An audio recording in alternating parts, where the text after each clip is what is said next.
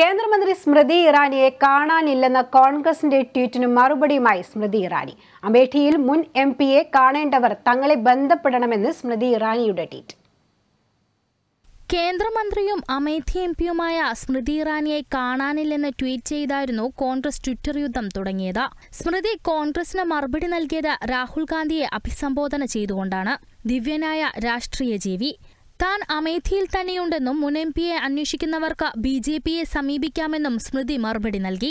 2019 രാഹുൽ ഗാന്ധിക്കെതിരെ മത്സരിച്ച ഗാന്ധി കുടുംബത്തിന്റെ പരമ്പരാഗത മണ്ഡലമായ അമേഠി മണ്ഡലം പിടിച്ചെടുത്തിരുന്നു.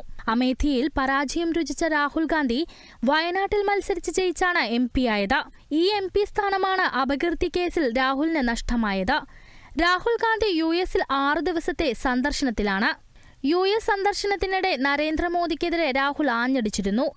ഇതാണ് BJP ക്യാമ്പുകളെ അസ്വസ്ഥരാക്കിയത്. രാഹുൽ ഗാന്ധി വിദേശ രാജ്യങ്ങളിൽ ഇന്ത്യയുടെ യശസ് തകർക്കുകയാണെന്ന മറുവാദമുയർത്തിയാണ് BJP രാഹുലിനെ നേരിടുന്നത്. ഇതിനിടെയാണ് രാഹുലിനെ പേരെടുത്ത് പറഞ്ഞുള്ള സ്മൃതി ഇറാനിയുടെ tweet. National desk, Kerala vision news.